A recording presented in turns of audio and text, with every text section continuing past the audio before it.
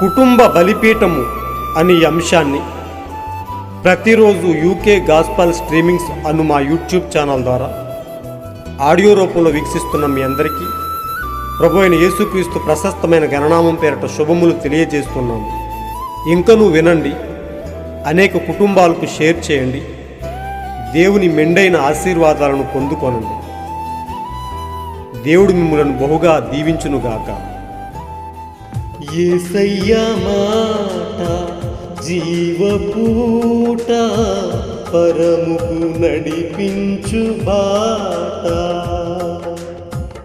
యేసయ్యా మాట జీవపూట, పరముకు నడిపించు బాట. పరముకు నడిపించు బాట. అద్దము వలె నన్ను చూపును, దీపం వలె వెలిగించును. అద్దం వలె నన్ను చూపును, దీపం వలె వెలిగించును. విలువైనది బలమైనది నా యేసుని నోటి మాట. విలువైనది బలమైనది నా యేసుని నోటి మాట. యేసయ్యా మాట జీవపూట, పరముకు నడిపించు బాట. యేసయ్యా మాట జీవపూట, పరముకు నడిపించు బాట. ఒక కుటుంబ బలిపీఠం వాల్యూమ్ 1 నుండి 65వ రోజు, మార్చ్ 6వ తేదీ. అంశము: దేవుని వాక్య వరసలోనికి రండి, సరిచేసుకోండి, అద్దంలోకి చూడండి. నేను క్రీస్తును పోలి నడుచుకొనుచున్న ప్రకారం మీరును నన్ను పోలి నడుచుకొనుడి. 1 కొరింథీ 11వ అధ్యాయము 1వ వచనం. మనమందరమును ముసుకులేని ముఖముతో ప్రభువు యొక్క మహిమను అద్దమూలే ప్రతిఫలింపజేయును.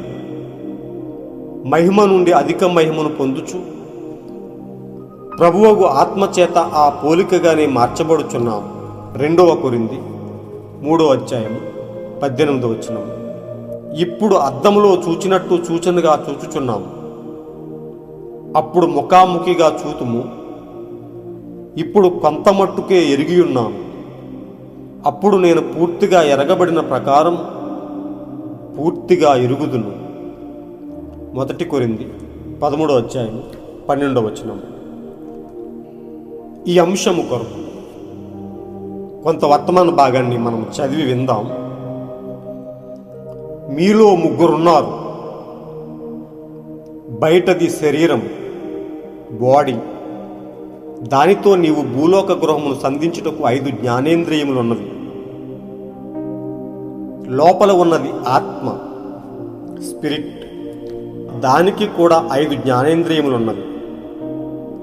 ప్రేమ, మనసాక్షి మొదలగు వాటితో నీవు సంధించుదువు. దానికి లోపల ప్రాణం, సోల్ ఒకటి ఉన్నది. గుర్తుంచుకోనండి, వర్షము నీతిమంతుల మీదను అనీతిమంతుల మీదను పడుచున్నది. ఒక గోధుమ గింజను ఎదుగునట్లు చేయు అదే వర్షము ఒక గురుగును కూడా ఎదుగునట్లు చేయుచున్నది. చూసారా ఏమిటది? ఆ విత్తనము లోపల ఒక స్వభావం ఉన్నది. ఆ విత్తనము లోపల ఒక స్వభావం ఉన్నది. ఈ స్వభావము దానంతటా అదే బయటపడును. అది కూడా అదే పొలములో నిలబడవచ్చును. కలుపు మొక్కతోనే కలిసి ఉండును.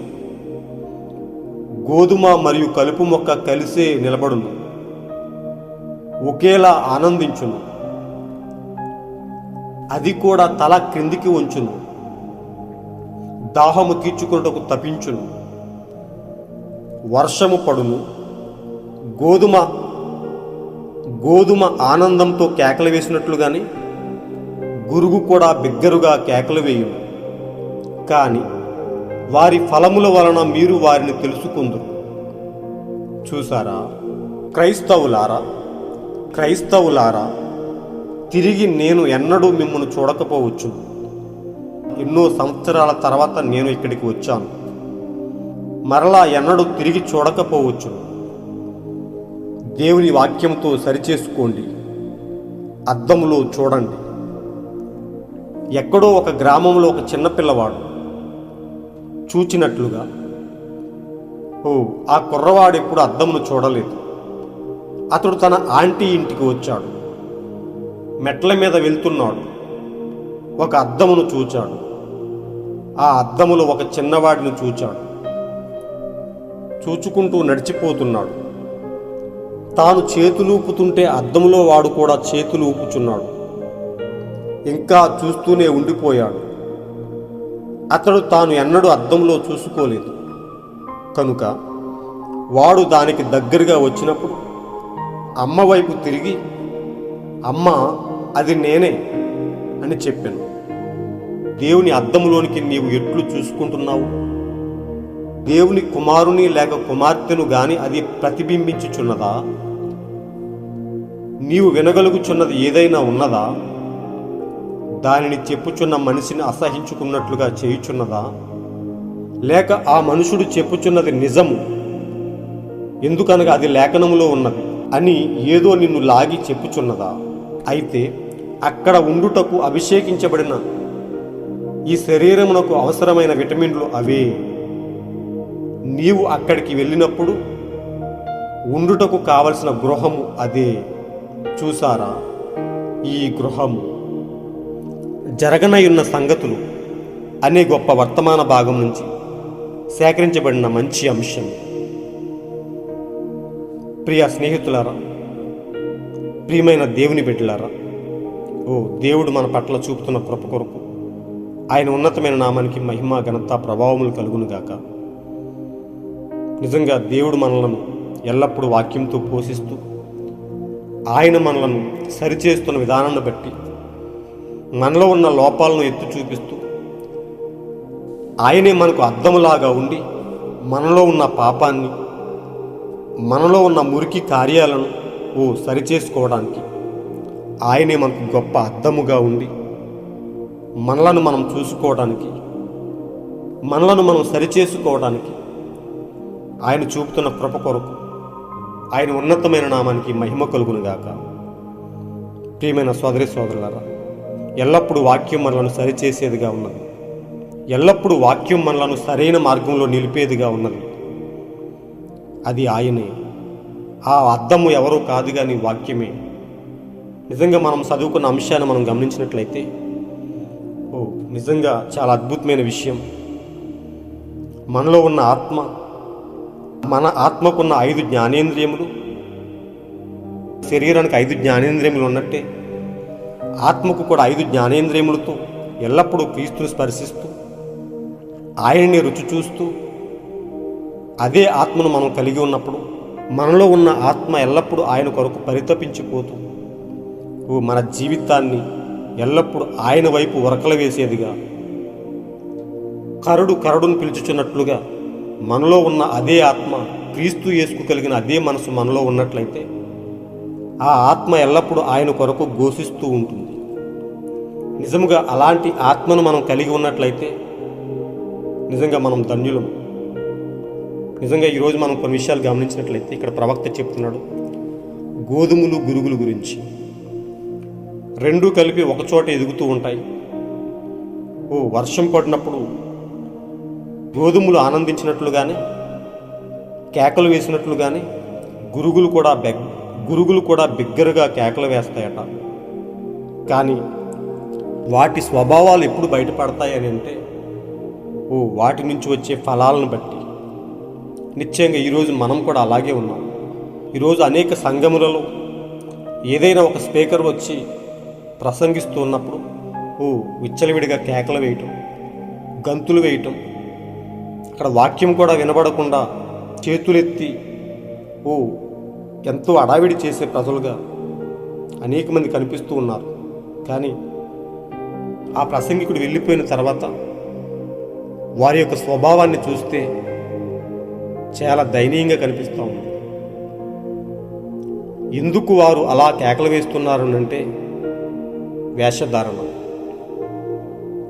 కానీ అదే సంఘంలో వస్తున్న వాక్యానికి పూర్తిగా తల వంచి తను తాను పూర్తిగా సమర్పించుకుంటూ ఎల్లప్పుడూ క్రీస్తుకు తమ జీవితాలను అంకితం చేసుకుని ఎల్లప్పుడూ క్రీస్తు కొరకు తమ జీవితాలను సమర్పించుకుంటున్న ప్రజలు కూడా ఉన్నారు.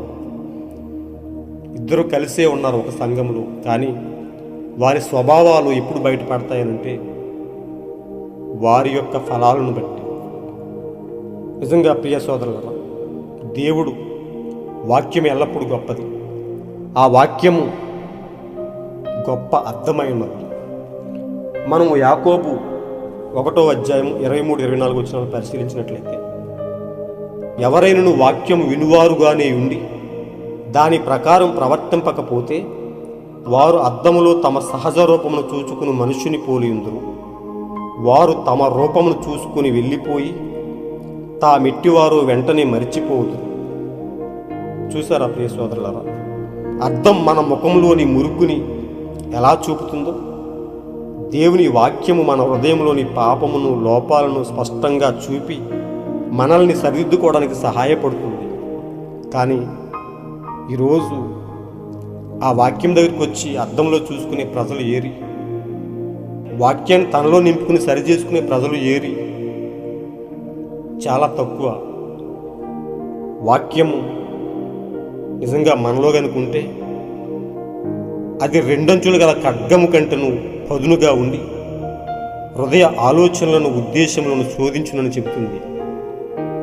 దేవుని వాక్యము సజీవమై బలము గలదై రెండంచులు గల ఏ ఖడ్గము కంటను పదునుగా ఉండి హృదయ ఆలోచనలను ఉద్దేశములను శోధించునని చెబుతుంది. నిజంగా ఆ వాక్యాన్ని మనకు మనం అన్వయించుకున్నప్పుడు మనలో పాపము కానీ ఏ మురుకు కార్యాలు కానీ దేవునికి ఆయాసకరమైన ఏ కార్యాలు మనలో ఉండవు. కానీ ఈరోజు వాక్యం మనలో ఎందుకు ఫలించట్లేదు అనే విషయాన్ని ఆలోచిస్తే ఆ వాక్యంలో మనలను మనం సరిగా చూసుకోలేని పరిస్థితి. మనలో మురికి ఉందని తెలిసినా, మనలో వంకరతనం ఉందని తెలిసినా దాన్ని సరిచేసుకోవడానికి మనం సిద్ధంగా లేము. వాక్యం ఎల్లప్పుడూ సరిచేసేదిగా ఉన్నది, కానీ మనం సరిచేసుకోము. వేషధారణ నటించే ప్రజలు ఈరోజు సంఘాలలో కోకొలలుగా ఉన్నారు. ప్రియ సోదరులారా, మనలను మనం సరిచేసుకోకపోతే క్రీస్తు యొక్క ఆత్మ మనలో నివసించదు. ఆ క్రీస్తు యొక్క ఆత్మ మనలో నివసించినట్లయితే మనలను దినదినము సరిచేస్తూ ఒకరోజు మనలను ఆ థియోఫనీకి మనం సరిపడే వారముగా మనలను తీర్చిదిద్దుతుంది. ఆ థియోఫనీకి మనం సరిపోయినప్పుడు మనం ఆయనతో కూడా ఎత్తబాటులోకి వెళ్ళి క్రీస్తుతో ఆ మహిమలో ఆయనతో యుగయుగాలు జీవిస్తాము. ఆ వాక్యమే కనుక మనలో లేకపోతే ఆ యొక్క మహిమ శరీరాన్ని మనం పొందుకోలేము. కనుక ప్రియ సోదరులారా, వాక్యాన్ని అర్థముగా చూస్తూ మనలోని లోపాలని మనలోని పాపాన్ని వాక్యం దగ్గరికి వచ్చి సరిచేసుకుంటూ క్రీస్తు కొరకు యథార్థంగా బ్రతుకుతూ క్రీస్తుతోనే ముందుకు సాగిపోదాం. మనలను మనం సరిచేసుకుంటూ ఎత్తబాటు వరకు స్థిరంగా ఉందాం.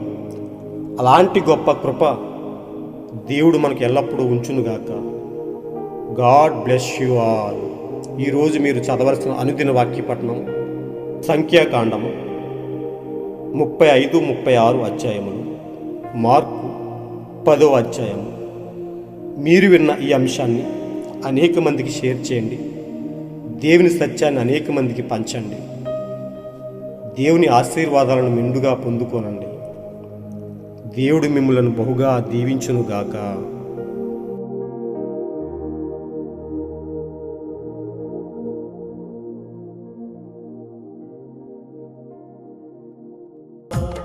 అద్దము వలె నన్ను చూపును, దీపం వలె వెలిగించును.